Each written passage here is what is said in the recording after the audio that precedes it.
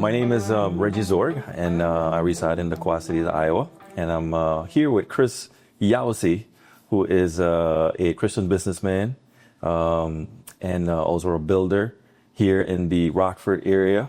And so Chris, tell me a little bit about you. Hey, Reg, thanks for having me. I was born in DeKalb, Illinois, Northern Illinois University area. Resided in Rockford pretty much my whole life. 65 years young. Basically, started out as a little guy, extremely hyper, very active, lots of energy. By the time I was 18, I think I had stitches about 16, 17 times, always banging around and getting into something, you know. My upbringing was conservative. Was the last altar boy to learn Mass in Latin at about age 10, 9 or 10. My father taught me as a young boy to basically my belief system. My dad was raised Catholic his whole life. He went to a local military academy called Marmion Academy over in Aurora, Illinois. Okay. At age 13, when his mother passed away, he was basically in the military school for 4 years. So he was extremely disciplined his entire life and taught me some of those same values and cores. When I was like 11 or 12, my parents split up and got divorced. And I lived with my mom pretty much full time and my dad on the weekends, kind of a thing. There's a big trajectory in my life, had a lot of changes that took place at that time. It's another topic for another day. But basically, the faith and the core value system was always there in terms of the discipline and some of the things that you need in life to be successful. Mm-hmm. Whether it's discipline, like as you're a young child, taking care of your room and doing some of those chores and those kinds of things, then carrying it into business and throughout life. That's been, just really, really good for me. When I was 16, senior in high school, between junior and senior year, I met my sweetie, my wife Sandy. We started dating in high school, dated for 4 years, got married at age 21. Sandy shared some things with me that I wasn't aware of concerning my faith that helped me a lot, and to this day. When I was that age, I was working for a local utility company called Commonwealth Edison. I was a meter reader. I was the guy in your backyard, running from dogs and spraying dogs once in a while if I got too nasty, hopping fences, that kind of thing. And back then, with ComEd, if they gave you a book of business, book of cards rather, to read, and if you got done with them at 11 o'clock or 1 o'clock, you got paid for the full day. Okay. So me, being the energetic guy that I am, I would hustle, get my routes done. And my brother-in-law had done a little bit of real estate, had some rentals. I thought, wow, what a cool way to make money. Didn't know anything about it, and so I got my real estate license as a part-timer. I was salesman a month a couple times, saved my money up, and basically my daughter was born. A week after she was born, I quit the security of Commonwealth Edison and went into real estate full-time. Okay. And my wife never really worked, outside the home to speak of, so we just burned the bridge, but it was just like cinders back there, nothing there. So, I had to force myself to succeed. In doing that, I would go down to the office and make some phone calls. We would call for sale by owners. I would call expired listings. I would make calls to anybody that I could to try to drum up some business. And I would have the phone. There's a thing called call reluctance, which basically means you don't want to make those calls, right? You don't want to do that thing that you need to do. And so right next to my phone, I have a picture of my wife and our baby. And, motivation. Big time motivation, yeah. And so we started doing that and bouncing around and doing some real estate things. And when I was starting to kind of get into a little bit, about 6 or 7 months into it, there was a clown in my office that worked with me that when that phone rang, he would pick those phones up and take the leads. And these are my listings. And so you know me pretty well, and others maybe don't, but that didn't go very well for me at all.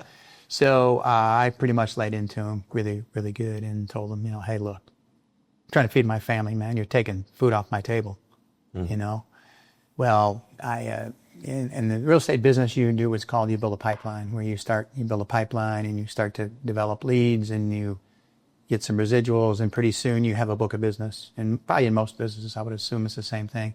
So I finally started to get a pipe going. I was starting to really see this is a great decision I made, because I walked away from a secure job, a very safe job with great benefits, amazing retirement, but I didn't like what I was doing. I bounced around prior to that and sold insurance for a while and didn't do too well at that. Did okay, but didn't do well. And then I'll never forget one of the training sessions. There was a training session in Fran Tarkenton. I'm aging myself here if anybody knows anything about football. Fran Tarkenton was a quarterback for the Minnesota Vikings, and he played in 4 Super Bowls, never won the Super Bowl. What? Yeah. I have to check that out. Phenomenal story. Okay. And one of the things he said is, you cannot fail without your own consent. I'm like, okay. I looked at that as kind of a failure in the real estate, in the insurance business. And it just always haunted me, right? I had all this energy and all these ideas and kind of an entrepreneur type spirit. And so I carried that over into real estate and said, okay, it's easy for me, in 1987 to walk away from a $25,000 a year job than it will be in 5 years when it's $60,000 or whatever, with a wife and 2 kids or whatever. And so now is the time to do it. So I did that, burned that bridge and so on. So I'm back to the real estate world. So 2 days before Christmas, the owner of the real estate company, a RE/MAX franchise, calls me in his office. A young kid, he's about the same age as I was. His dad bought him a franchise. They said, hey, we have to let you go. I said, what's going on? What? And he said, well, Bill, I guess you got to do an argument. Bill, yeah, oh yeah. And well, he talked to Bob, and then Bob talked to Marion, and those 3 are quitting unless we fire you. And so 2 days before Christmas in 1987, I was let go, and I was starting to get some traction, and I had like a 30-day notice. Okay. And so I was pretty, devastated is probably the wrong word, because I have such a spirit within me, a fighting, intense spirit. And so I basically said, okay, I am not going to another real estate company and dealing with these clowns. I'm not dealing with, basically Bozo and the clowns. I want to try to find a company that's a little bit more stable and so on. And I kind of this development thing, I don't really know what that's about, and so I called the guy. His name's Clayton Andrews, and at that time, he was the only one in town, probably still is or was, that had a Rolls Royce in Rockford, Illinois. And I'm like, man, this guy, and when I read meters, I used to, read his properties. The guy owned all these properties, right? I'm like, wow, what did that guy do, And so I went and I just cold called him and said, hey, I'd like to talk to you about, coming to work for you and selling and so on. And so he said, you need to talk to my partner, Stu. And so I talked to Stu, who's a younger guy. At that time, maybe 45 or 50. He said, yeah. He said, Clayton would be a really good fit, for you and you for him, because he's has too many things going on. He's the guy to how to help him with selling and things like that. And so I just paid him a little desk fee, and and once in a while he'd give me a listing and so on. And Clayton's old school. He survived the Great Depression. Wow. I mean, he used to mail us utility bills. Like, he'd have like 2, 3, 4 utility bills in one envelope to save the stamp.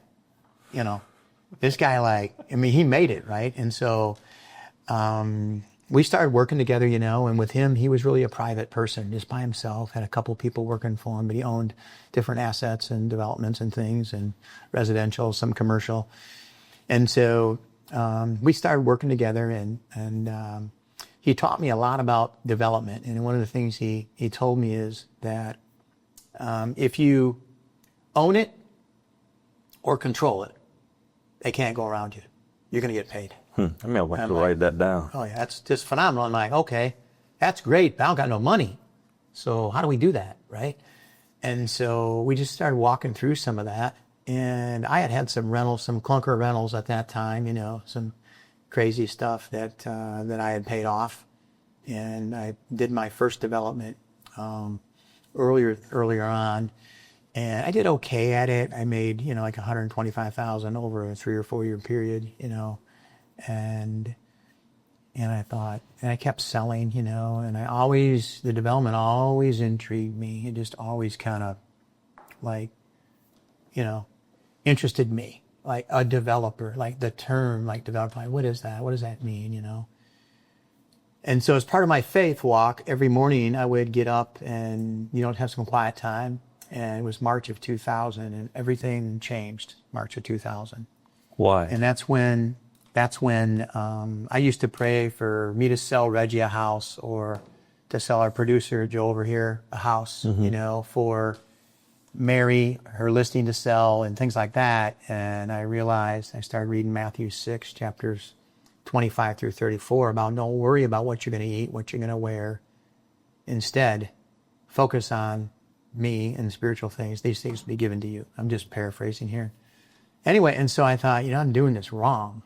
I need to pray about Reggie and his wife, or their marriage is struggling, or Joe, whose kids, in drug rehab, or whatever. Just pray about people and things that are important in their lives, not about materialism and money. And so I made a vow that day with God that I would never pray about money again. I would only pray about wisdom to make good decisions. I put a little plug in there and say, hey, God, I'd like to do this development thing. If you could make that happen, that'd be great, And so 6 weeks later, my first project came in front of me. And Wow. It was a deal where I literally built everything that I have now through $10,000 of my own money. That's it.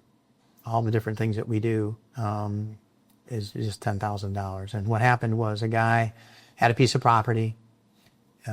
He had tied up. He had another piece he was developing himself. He wanted to sell the first one. Didn't want all the debt. So he sold to me, and basically, even today, if you have 20%, 25% equity, then typically a bank is going to finance you. Correct. Well, when I went to get financing, the bank said, well, he told my attorney, he said, he's a little light. That's what the term was. He's a little light. And ironically, sidebar, I saw that same banker on Friday when I went to wire some money for a deal I closed. I said, hey, Carl, remember that time when I was a little you light. said I was a little light? Come a long way since then. He said, oh, yeah, But anyway, Jeff basically took a second back. He took a second of the 20%. I got money, hard money, like a hard money lender, which I know you're familiar with. Our listeners may not be. Hard money is like private money, private equity. At that time, I was paying, the normal rates were 6%, 5.5%. I had to pay 9%. And it's a 5-year note. And my equity was Jeff giving me, the owner of the property, he giving me a second. And so he basically, he took a second, no interest, for 2 years. Okay. And so when I started out, I said to my wife, we've been married, by the way, since 1980. And so we started out, I said, okay, here's the deal. We'll do this. And there's only pretty much one rule. I don't take any money, any profit, till all the debt's paid. So I'm going to keep pounding real estate, keep selling real estate, but have to pay off the debt. Not a typical developer, right? And so what happened was, when I'd sell a lot for $30,000 at that time, I'd pay Jeff, and then I'd pay the bank, and then I'd pay Jeff, and I'd pay the hard money lender and Jeff, and pretty soon, hard money lender said, Chris, hey, you don't need to pay this down. We're good. Right. The loan that, yeah. We're good. We don't need to. You're fine. You don't need to payment for like a year or whatever. No, Tony. No, that's the deal. I got to pay it off. So I paid the loan off in a little over 3 years. And at that time, I ended up owning 30 lots free and clear, which was I used as leverage to do another project. And then the whole thing kind of started, that way in the development world. So that's how that kind of started. So where you started to where we're at today, a lot of success has happened. And some mess ups. I don't That's call part them of failures. Some education, some hard lessons, some F's, in class. Yeah. Well, success is part of. You're going to have some failures, of course. But my biggest question right now is where we're currently at.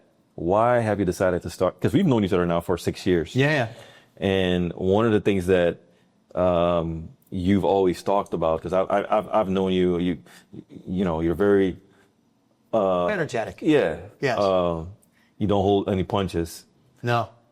So, so my biggest question now, after hearing a little bit of the story, is why did you just decide to start this podcast? Because for me to sit down and write a book, muy difícil, very difficult.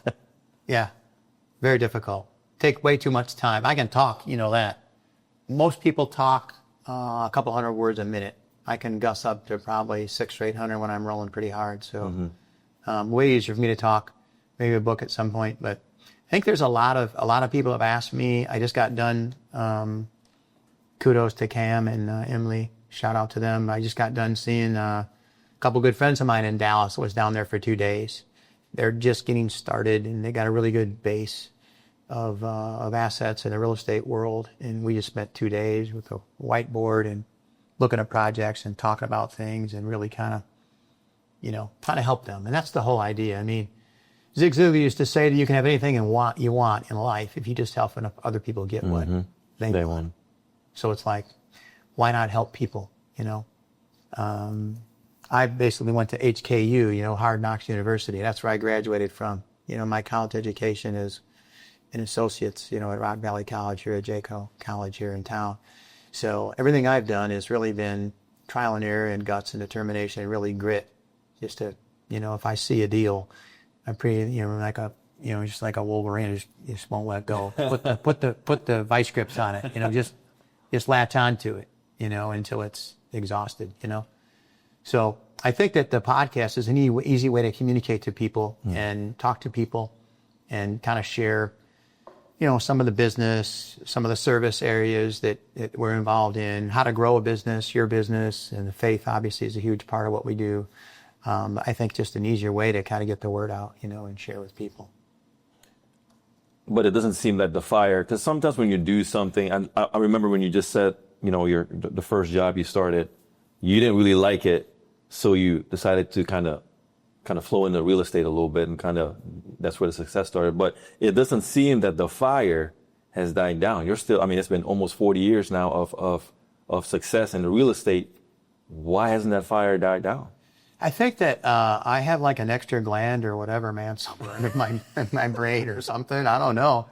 But I just have this tremendous amount of energy and determination. And it's wild because I look at myself. I don't see that necessarily in myself, right? Other people see that in me. I don't necessarily see that. I'm just driving all the time, and being efficient and trying to, maximize my own potential and grow some of the things that, are important in my life. Some of the, for example, I have certain, obviously, deadlines and certain things that have to be done and certain things in business and running a company and running the different companies that we have that have specific tasks. And when I was with these friends of mine last weekend for a couple days, they were like blown away that my phone was like hardly ever even rang or buzzed or whatever. Wow. And I'm like, that's because I've got 2 incredible people that work for me. One is backroom, that's June. She does all my accounting and backroom stuff. And then my guy Dan does all our production. And there's a few people underneath them that kind of splinter around, but that's the key. And so my energy is now thinking about other ideas. I'm really, at this point, I'm an idea guy. I bring in the ideas and then we throw it up against the whiteboard and we see, hey, is this going to work or not? Pros, cons, and so on. And then we run with it or we dismiss it. I'm very much of the belief system that if something is going to be profitable or something is an opportunity that makes some sense, I'm going to go all the way to the very end. And if I get a roadblock that's very evident to me, I'm done. I make decisions extremely quickly. I don't, that. I don't dilly-dally. I don't kind of wander around. And, the project where we met each other in Iowa, for example, we started out with some 4 families, 2 up, 2 down. And our marketing guy says, hey, Shane says, hey, Dad, people want ranches. They don't want. Yeah, I remember that. They don't want people living above you. And I'm like, really? That's wild. And he says, well, yeah. And it took me a couple of 3 months for him to keep pounding me. And finally, I'm like, well, I've already done this over here. So I literally took up a product and moved over there, and that ended up outselling the original product. So make decisions very, very quickly. And the fire is there because of the challenge, you know, like the challenge is where we're at in life. You know, I want to be challenged. I want to be stretched. I want to learn. I want to basically inhale and put my arms around other opportunities that, some in real estate, not so much anymore, but others outside of real estate. And this is kind of one of those where we can maybe pour ourselves into a podcast and try to help some people along the way.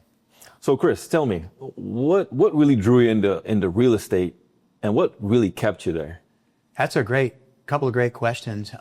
What drew me is at first it was rental properties, right? It was like, you know, these rental properties, what a great way to make money. And I got my license thinking, well, you know, if I have a license, I'm an agent.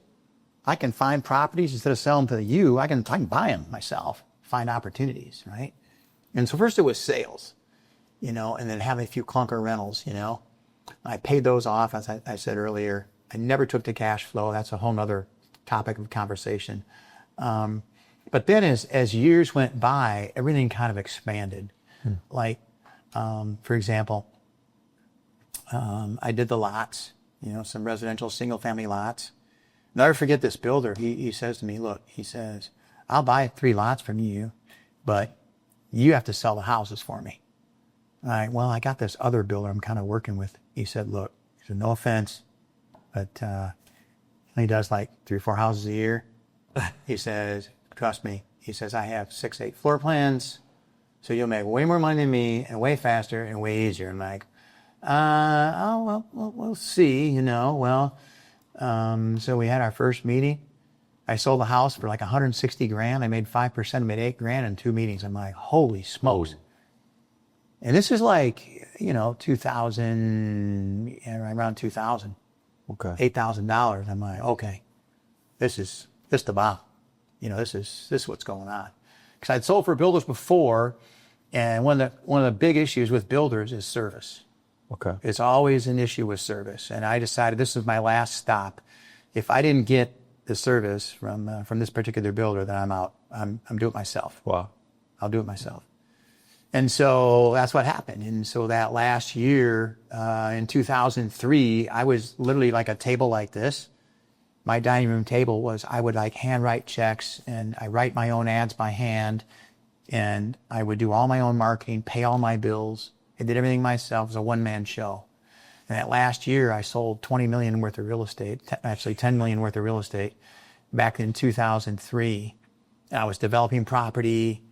I was doing some rentals and had a family. I was coaching my, you know, so I was really, you know, I was getting after it.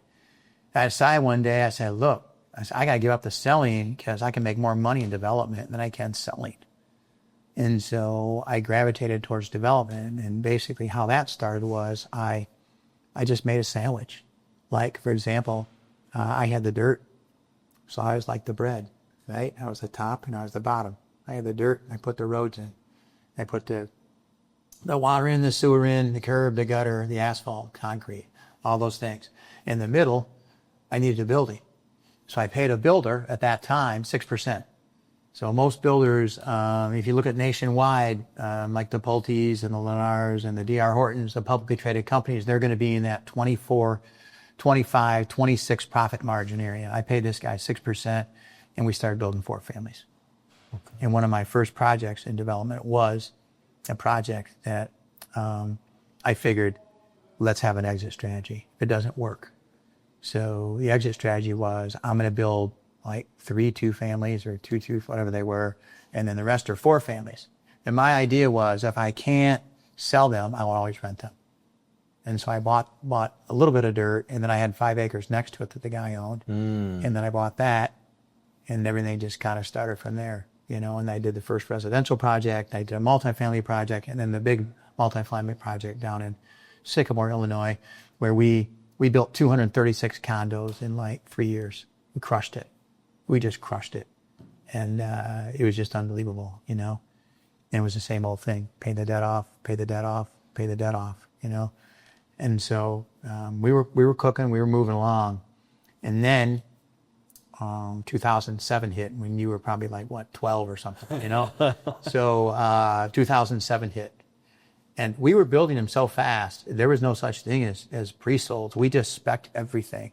You know, we had 4 or 5 buildings at a time. You know, we would just put up these buildings and people would buy them, you know, these units. And we were left, when the wheel stopped, we had like 16 units left, completely empty, all done. And so we changed our marketing team, and they slowly started picking them off, you know, one by one.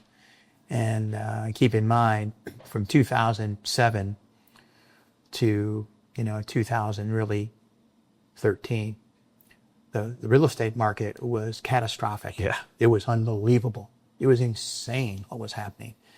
And so remember I talked about earlier how I pivot very quickly.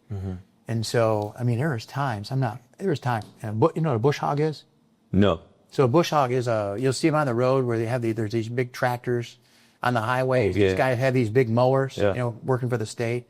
I'd be on a bush hog cutting lots for banks to make money.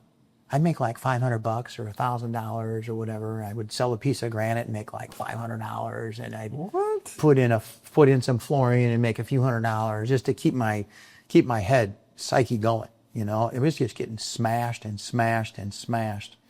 And because of my philosophy of paying down debt, you know, I didn't have a lot of crazy stuff like a lot of guys did. I had some things that were really stressing me. That's another episode all of its own. But basically, at one time, the bank was telling me, you're the only one we'll loan money to that's in the building business. What? Yeah. Because our financials were still pretty good. Solid. You know? And so that was some real challenges, stretching, you know, and remember my commitment in 2000 where I talked to God about, you know, hey, I'm not going to pray about money anymore. You know, all of a sudden I started getting these little tickle in I started worrying about it again, right? Dude, I'm becoming a person that I said I would never be, right?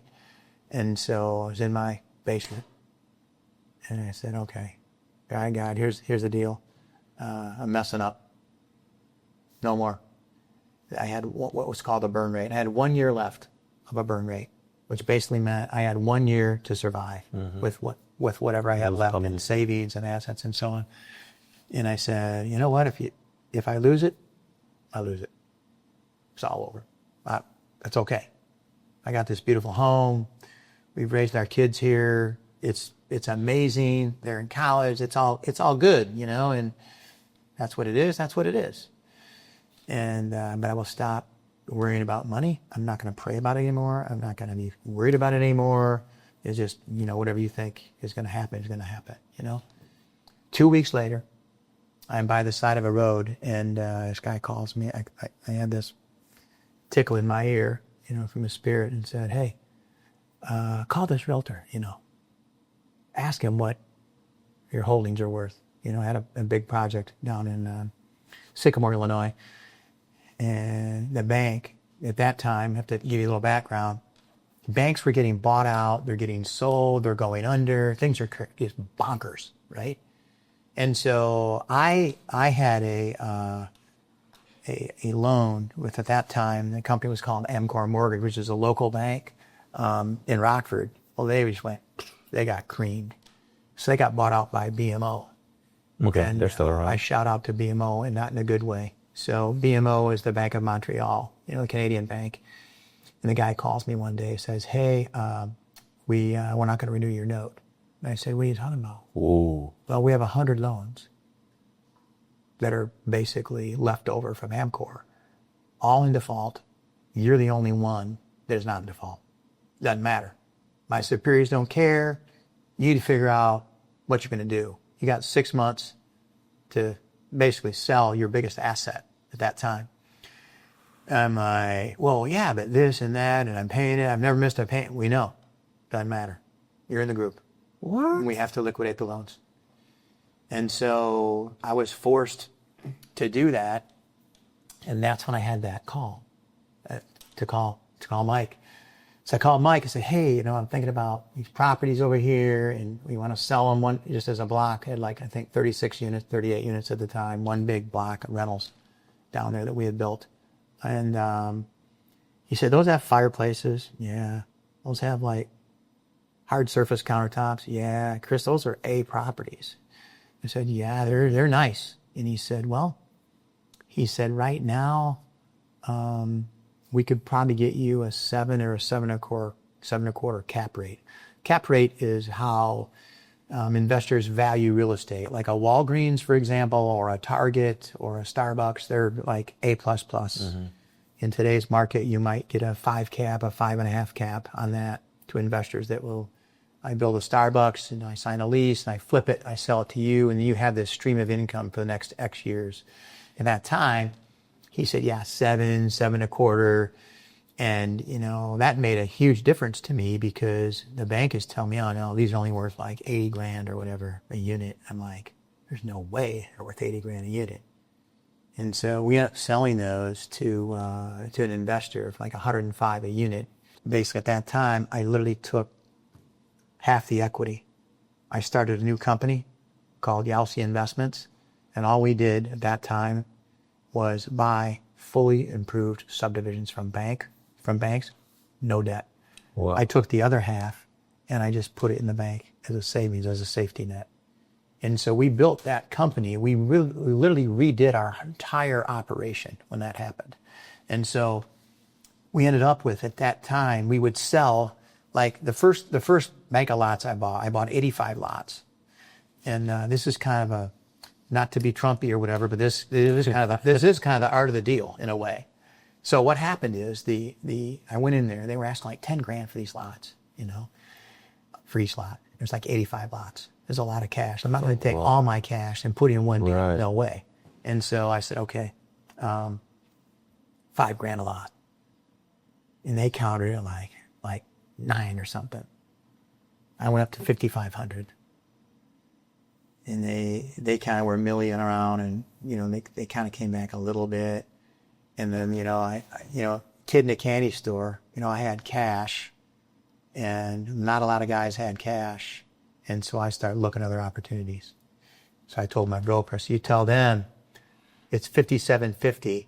They got 24 hours. If they don't take the deal in 24 hours, I'm going to the next deal. They took the deal.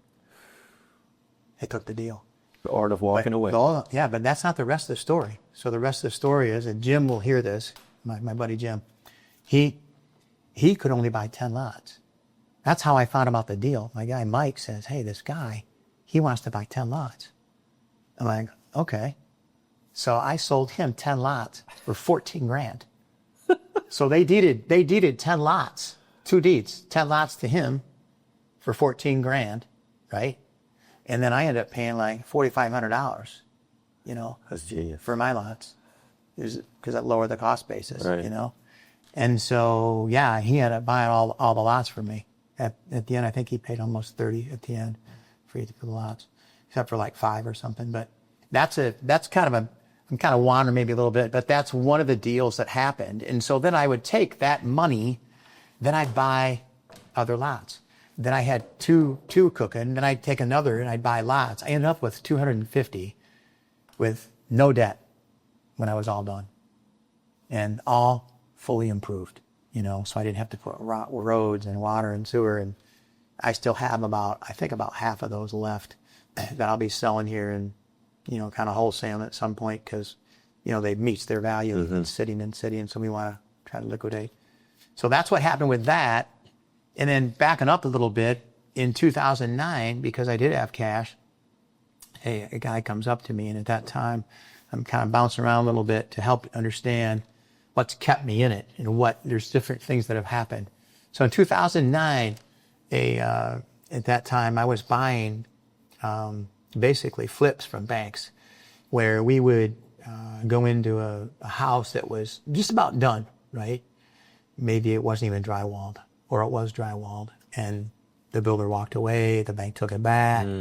And so I had this one house. It was like, I bought it for like another story. I love to tell stories. So this story is,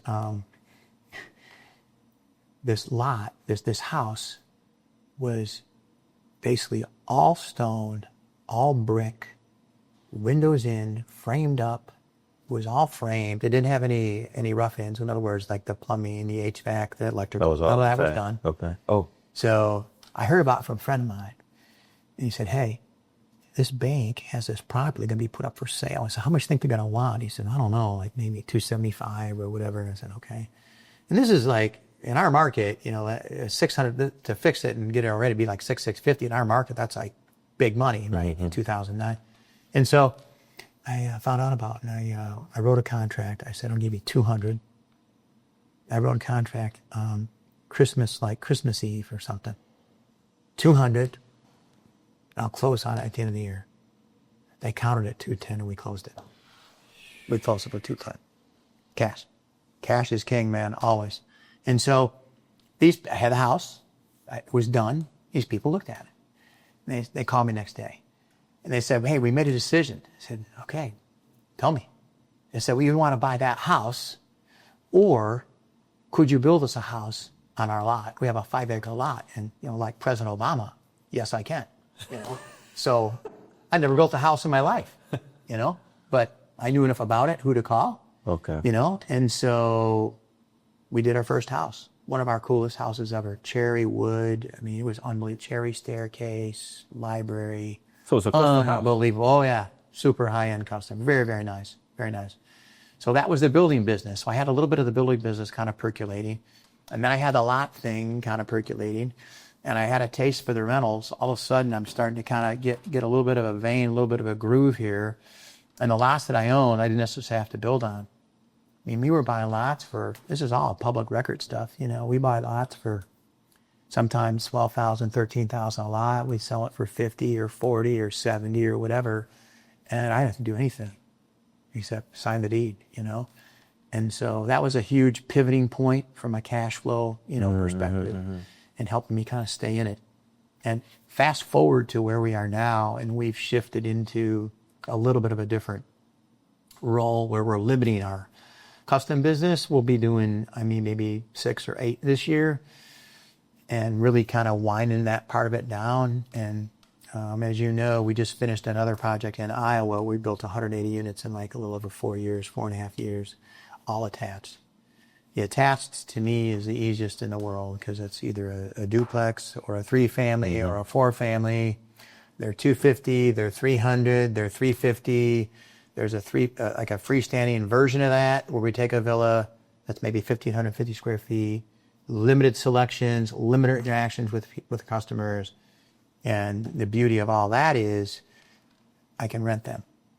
And because the tax bracket we're in, now our business model is we build them, and here's your road. You're buying these, we're renting these, same product. Okay. We hold these for a year. Once we hold them a year, capital gains. I get about half the tax bill to the feds, and so I'm saving some money that way. We have the rental system kind of figured out where we manage everything internally, ourselves. And we ventured off. We have 13 short-term rentals that we play with a little bit, doing some of that work as well. So those are the 4 or 5 different areas that we're kind of working in right now. I like that. Yeah. I like that. I like the diversification in the portfolio. Very important. Yeah. Because that's one of the things I made a commitment to is when things went weird, number one, I would never borrow money again first of all, I would never have a partner again. That's, again, we can talk about in another podcast. Would never have a partner again. Never. I had one partner, and that was a 15-year ride. It wasn't a good ride. Very bumpy. Wow. Yeah, really scary stuff. But 15 years. So never a partner again, which I've honored. I would never borrow money again for basically development purposes or, anything to do that would be considered risky. And basically, third, I would only borrow money, but 2 and 3 are kind of tied together. I would only borrow money for income-producing property. And right now, because of our system that we've used, I think out of all our debt, I think maybe 6 or 7% of it, 8% of it the most, is not income-producing debt, like a spec home that hasn't sold yet, or, all the dirt. We own all our dirt. We have no debt on any dirt that we're going to develop. So super important. And we changed all those things, And so that's led us to have this metamorphosis of our company. And we've just grown exponentially because of that plan, because we've invested in ourselves and we paid the debt down as we went. We never bought the cars or the second homes or the crazy vacations. We still enjoy life, and for sure, but I just invested in myself and just kind of rolled through it, you know? Wow. Yeah. That's impressive. That's impressive. We're very blessed. Very, very, very blessed. Yeah. Good. Good. So, Chris, great. A lot of nuggets. You kind of shared a lot of nuggets. Great for people that are kind of wanting to kind of flow into real estate a little bit, but also you kind of talking about what it kind of takes to be successful, because that's important. Some of the mistakes that you've made, because that's part of success is making mistakes. That's something that a lot of people don't understand. But yeah, definitely tune in next week when we talk about From the Ground Up. That episode is going to be From the Ground Up, and Chris is he's going to actually kind of share a little bit what happened, what he learned during the first property he ever bought. So tune in next week and see you guys. Yeah, it'll be Real Estate 101, from the ground up, adding value. Like that. One thing to close, if I could, just one more thing to close. Other than the Bible, the number one business book you should read is called The Richest Man in Babylon. Phenomenal book. Great book. Great book. Talks about saving, investing, debt, staying in your own lane. It's written in a fable format. It's like 160 pages. I try to read it every year. It's so wore out. My wife bought me finally like a leather-bound one that she found somewhere for my birthday. Phenomenal book. Great reminder. It's all about the fundamentals. Thanks for listening.